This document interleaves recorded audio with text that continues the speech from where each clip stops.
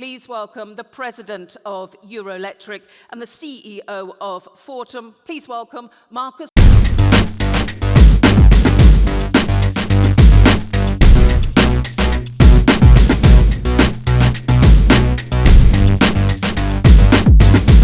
Enjoy.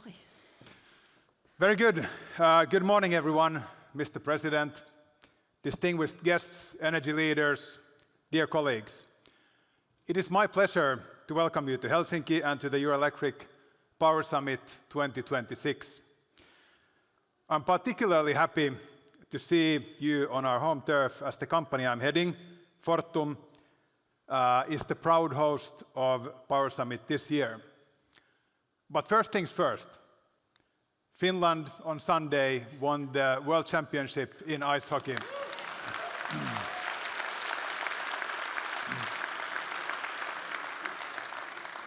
This is very decisive. So 80,000 people celebrating on Monday. Editorials saying that our economy will boom after this, so everything's going to be fine. I really recommend this for everybody.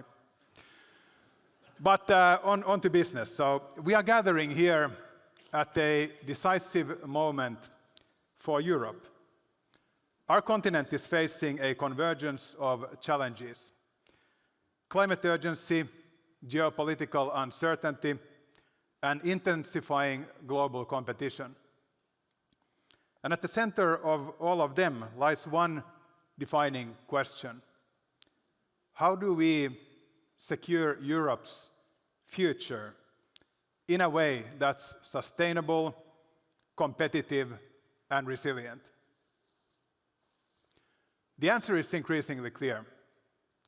Clean electricity is no more just a part of the solution.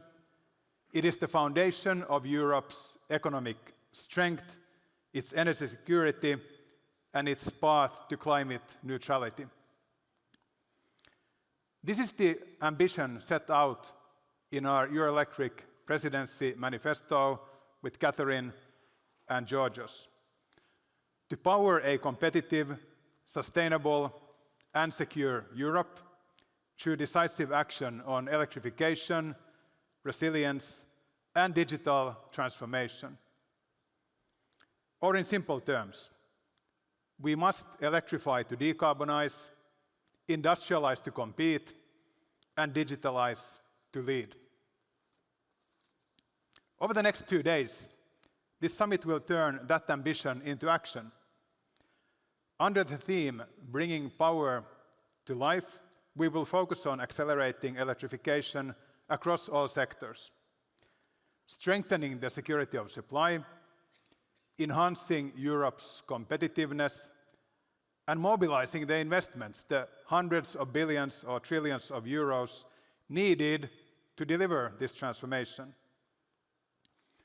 These are not distant aspirations.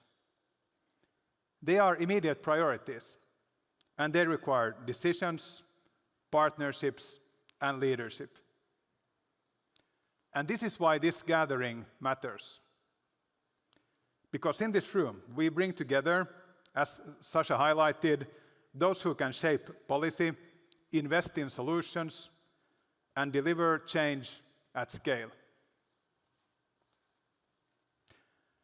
Allow me one brief reflection on where we are.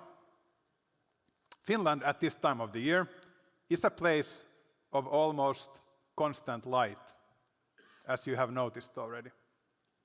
The days stretch long, and the horizon remains visible well into the late hours of the night. There is something symbolic about that, because Europe too stands at the moment where the path forward is becoming clearer. The direction is set, the technologies exist, the ambition is shared. Now it's about moving forward with speed, with scale, and with confidence. So let me conclude with a simple message. The opportunity before us is very significant, but so is the responsibility. Europe has the capability to lead the global energy transition. What is required now is delivery together. I wish you a very productive and inspiring summit. Let's bring power to life. Thank you.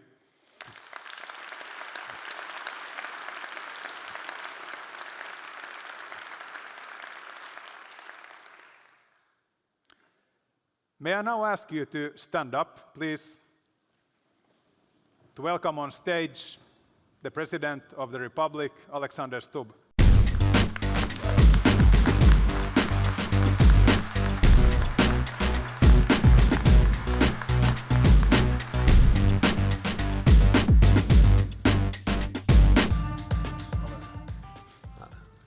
Coffee's going to be cold, huh? Of course, for good Finns, there always has to be coffee. To start with the most important thing, Mr. President, on Monday you welcomed and hosted the Finnish national ice hockey team in Mäntyniemi. What was the atmosphere?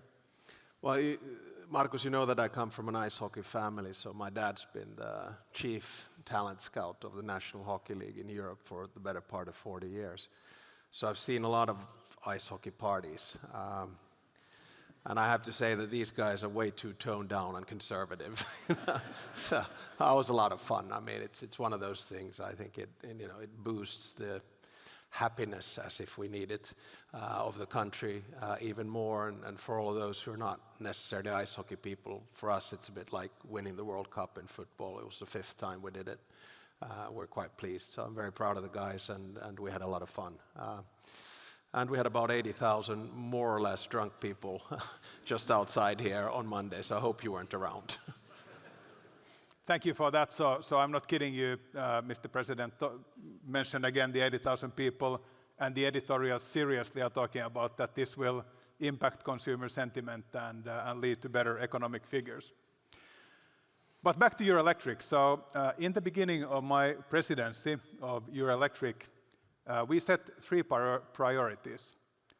How can the power industry support the competitiveness of our customers, i.e. European businesses, security of supply and resilience, as well as digitalization and AI? Do you see similarities between my presidency priorities and yours? I guess there's one similarity, and that's power. But we define power differently. So, for you it's energy, for me it's, dominance, no. So, as in ice hockey, Finnish world dominance is imminent. So what we did, I think we do have 3 priorities that we set right in the beginning, but they're actually quite geographic rather than in that sense substantive. So the first one for us, obviously, was to try to end Russia's war of aggression in Ukraine and make sure that Ukraine wins the war. The second one is our Euro-Atlantic partnership, so basically the EU and the US. And I've been in office a little bit over 2 years, so you'll realize that the transatlantic part of it is probably a little bit complicated right now, but we're very pragmatic and working at it. And then the third one is based on my thinking and thesis that we need to reach out to the global south in a broad perspective. So I think the era of Western dominance is over. We have to realize that, and that's why we have to sort of reach out beyond just Ukraine, the Euro-Atlantic partnership, and then the rest of the world. So slightly different priorities, but I'm really glad that you set 3 priorities, because I always believe in 3 points. So. This is excellent, and actually there is a lot of similarities. So Russia and its weaponized use of energy has impacted us all in a massive way, and the transatlantic relationship is actually at the core of what we are doing when we talk about AI, hyperscalers, co-locators. So we are very intertwined. Yeah, I mean, the starting point is to say that most of us have been sort of growing up in the post-Cold War era, where we had this feeling of an end of history, where 200 nation states would converge towards liberal democracy, market economy and globalization, and interdependence based on rules would win the day. And I think the idea was very functional, so kind of integration and interdependence in one area leads to pressure to integrate in another one. So therefore, Europe became very reliant on Russian energy. Therefore, Europe became very reliant on American security and technology. Therefore, Europe became very reliant on Chinese economy. But now we've seen that the instruments that were supposed to bring us together, like energy, currency, technology, information, just to name a few, they can also be weaponized and used against us. That's what Russia did in the beginning of the war with energy. That's what we have done with Russia on currency. That's what we see with cyber warfare, left, right, and center. So that's why the world is quite complex. But again, I think we Finns take a very pragmatic approach to things. We prepare well. We make sure that we'll talk about energy in a second. We're sort of kosher on that side. But we human beings have a tendency to get quite het up and over-dramatize the present. I mean, I think the two presentations that we had in the beginning, they're like, an editorial in The Economist. Shock first, and then calm down. And I think that's a good way to think about it. So absolutely, politics, regulation, energy, they're all intertwined, and geopolitics play a big role. And that's a good bridge to your book, The Triangle of Power. Since we are at the Power Summit, let's talk about power in both meanings. And what is the power balance in the New World Order, and how do you see Europe's place in it? And do you think that Europe is able to play a more powerful role than the sum of its parts in the world order? Yeah, that's a big question, and essentially the question that I tried to pose in the book as well. So the basic idea, well, I wrote it when I was in academia and had promised my family that I would never re-enter politics again. So I had a sense of freedom to do it. And my basic thinking was that the world order dynamics and balance is changing much like it changed after World War I, World War II, and the Cold War. So these orders last for 2 decades, 4 decades, or 3 decades, depending a little bit how you rationalize it. After World War I, we got it wrong. The League of Nations wasn't strong enough. We ended up in World War II. After World War II, we founded the UN and Bretton Woods system, IMF, the World Bank, and with more or less a stable balance of power between the Soviet Union and the US. And then we entered, after the Cold War, when the Soviet Union collapsed, the unipolar moment. Which then eventually, sometime in the 2000s, turned into this emergence of the others and a multipolar world. And for me, as a Finn, the sort of next phase of the world order began with Russia's war of aggression in February 2022, and then has been accelerated with the new American administration, which is basically saying no to the old world order. The thesis of my book still holds, but I would probably call it the rectangle of power, because the triangle of power was the global West led by the US defending the current world order, the global East led by China wanting to have a more multipolar world, and the global South led by a number of countries ranging from India to Brazil, which would decide which way the world would tilt. But now, of course, the US is focused not only on the Western Hemisphere, but basically rejecting multilateral institutions, rules, and norms, and perhaps having a slightly different way of communicating with its allies than it used to. So this brings Europe into the scene. I actually think this is an opportunity for Europe, and I say this as someone who is very pro-European and pro-American. So I'm by definition pro-transatlantic. I don't think we should throw the baby out with the bathwater. The US is doing things which we disagree with, but they're things that we can work with Americans. And foreign policy always changes. So My idea is that Europe should drive a dignified foreign policy to the rest of the world. I'm really glad to see that we're doing deals, free trade agreements with Mercosur, with India, had them with Japan, South Korea. We have now free trade agreements with over 70 countries in the world. You put the EU on top of that, that's half of the world kind of in our free range sphere. So there are a lot of things we can do, geopolitically and otherwise, but obviously we need to get our act together. I'll just summarize by saying, from Europe's perspective, we feel security pressure coming from Russia, and we feel the political pressure coming from the United States. This means that we need to get our act together. We usually do. I think we did after Brexit. I think we did after COVID. I think we did in the energy sector. You're better versed at that. I think we'll muddle through this one quite well. It's not going to be perfect, but we'll do it. I really liked your comment about dignified foreign policy. And in Eurelectric and in our member companies, we uphold the ESG, diversity and inclusion values very high. They're not maybe popular around the world, but actually when we talk with our customers and investors, even in the US, they love us when we have clean energy and we have high values, because then we're a partner one can work with in all weathers. But this was a great segue to talk about resilience and how prepared Europe is. So the Power Summit is taking place in Helsinki, on the Baltic Sea, next to Russia. And as you said, military preparedness even is important. But as we know, armies win battles and economies and societies win wars. You talk with European leaders and world leaders. How prepared and resilient are the European economies given the different, even gloomy scenarios? And what do you see the role of energy in resilience?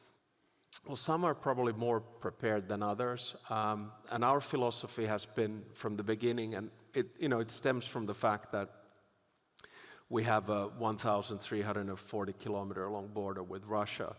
And it stems from the fact that since the 1300s, we've had roughly 30 wars or skirmishes with Russia. And it stems from the fact that we had a bit of a rough experience in the Winter War and the War of Continuation. So our philosophy is that you fight wars on the battlefield, but you actually win them at home. So this creates an idea of a comprehensive security framework. And of course, my capacity as President and Commander-in-Chief, I'm fortunate enough to see all the aspects of that. So not only our military operations, land, air, sea, cyber, space, but also our border, our police, and our security of supply.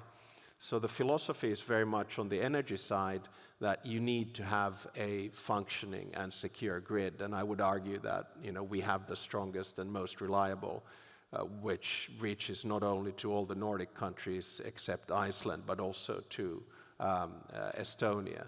But it also means that in our security of supply system, and by the way, I have a briefing from the director again today, I take them every 2 months, we have sort of 20 hotspots which we make sure that will function in a case of a climactic or weather catastrophe all the way up to a war.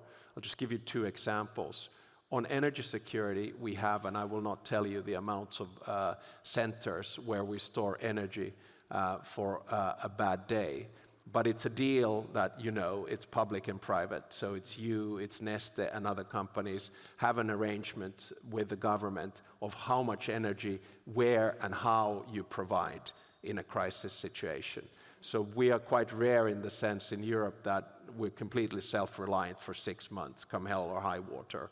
Not many other countries can do that.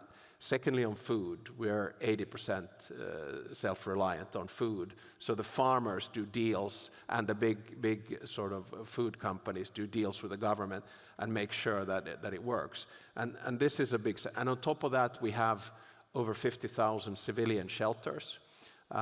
We can house 4.4 million out of 5.6 in these shelters. Obviously, the rest need to be out there fighting the war, so we can't have all of them in the shelter because we would not know what things look like when we get out of there. And these shelters in peacetime are used, for car parks or recreational activities, gyms, sports halls, swimming pools, etc., etc.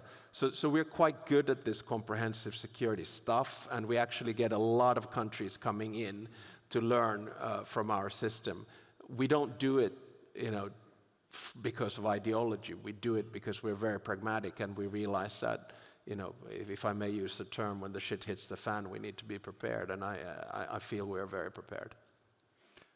This is excellent, and I think you well described the Finnish approach to resilience. So it's extremely deep, penetrates everything, but the lesson is that also it takes decades, a very long time to build that up, and this is also my message with regards to energy security and resilience in Europe, that it does take a long time. Unfortunately, there's no silver bullet. Yeah, no, I definitely think so. There's no silver bullet.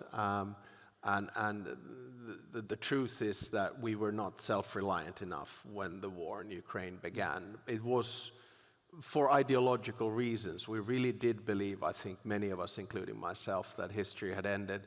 We've learned a harsh lesson now.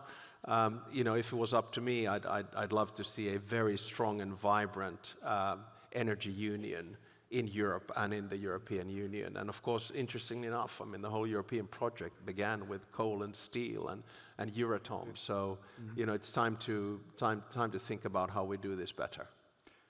That's a great bridge to energy market integration. And looking at the global perspective, we can sense in our companies that on the economies we are competing with China, we're competing with the US.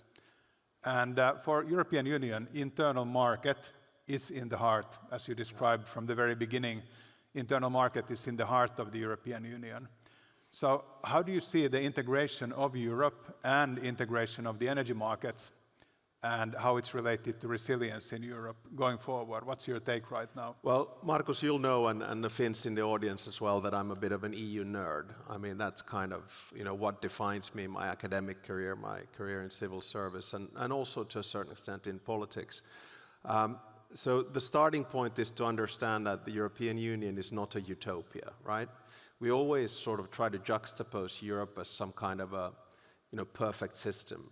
But the truth is that it always advances in three phases. First, there is a crisis. Second, there is chaos. And finally, thirdly, there's a suboptimal solution. So, if we sort of admit that to ourselves, then we realize that we're never going to have a perfect European energy market.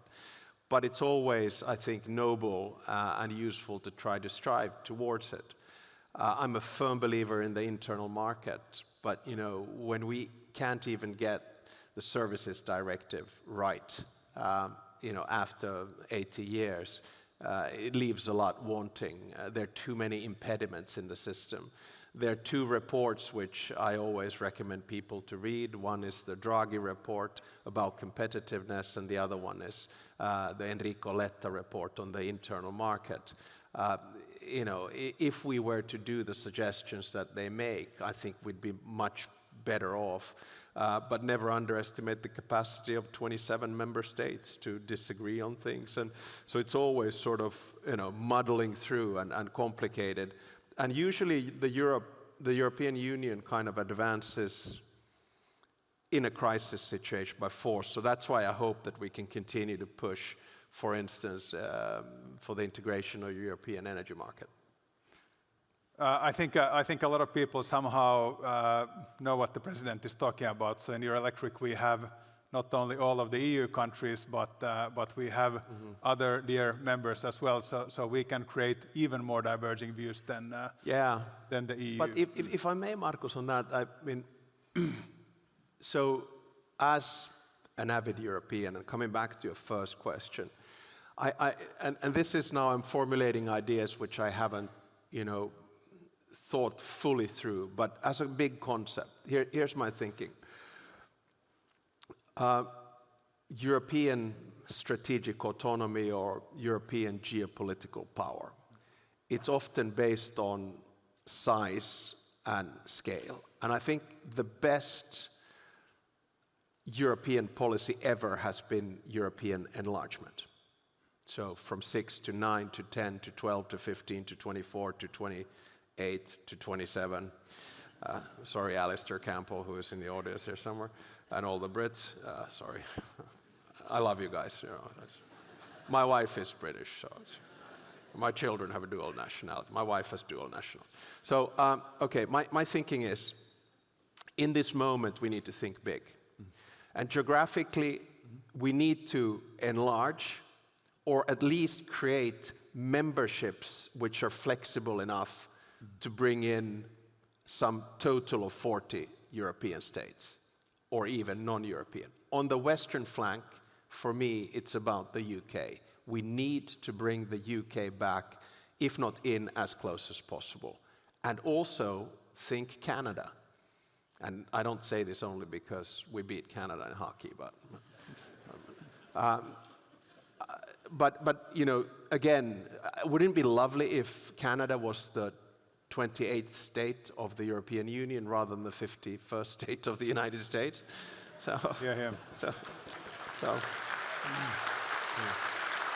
then I think on the eastern flank, we need to look obviously at Ukraine and then smaller players like Moldova and Georgia, but also we need to think seriously about Turkey. No one is talking about Turkey anymore. And we need to open our minds to understand that, at least from a security perspective, Turkey needs to be as close as possible.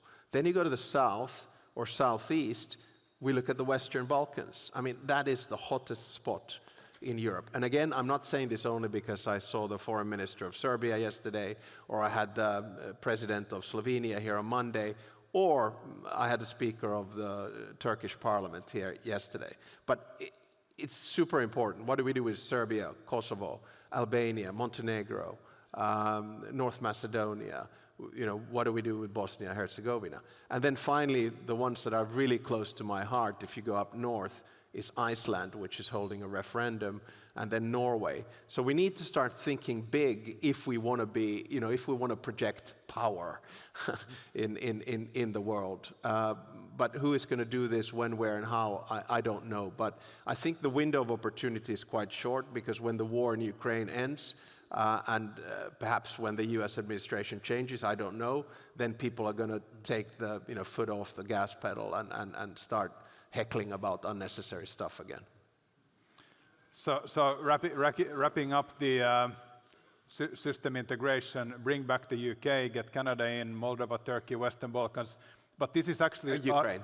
And Ukraine. This is our reality in Eurelectric. So we embrace actually almost all of the countries that you mentioned. And what is a great advantage for us is that we have by far the biggest physically integrated electricity market in the whole globe. Yeah. So that's a European competitiveness factor. To finish with an optimistic view. So we are currently living quite turbulent times, geopolitically, economically, security-wise. But what would be the things to be optimistic about going forward in your view? Well, my starting point, and I guess philosophy in life, is based on an idea that there's a really stupid saying in the Finnish language, and that is that a pessimist will never be disappointed. And I want to turn that around, that an optimist will live a hell of a lot more fun life. So I'm naturally a realistic optimist. Usually human beings have a tendency to find solutions to complex problems. We human beings usually make three mistakes. We over-rationalize the past, so we think that something happened in a certain way and rationalize over it. Secondly, we over-dramatize the present. We think that we live in the most turbulent times of mankind, without understanding that if we look at all the metrics throughout the history of mankind, we are much better off than ever before, whether it's about famine, whether it's about conflict, whether it's about disease, whether it's about quality of life in general. When we do these two mistakes, we underestimate the future. So what brings me optimist is obviously the continuation of a technological revolution where I see artificial intelligence and general artificial intelligence more as an opportunity than a threat. And I also believe that as far as conflict is concerned, once we get our act together, these changing orders which we started from, they usually take 5 to 10 years. Once that settles, we come back to some kind of a new rules-based system, and then I think we will live in a much more stable world. And the final thing that makes me optimistic is that next year Finland will be again, for the 9th time running, the happiest country in the world.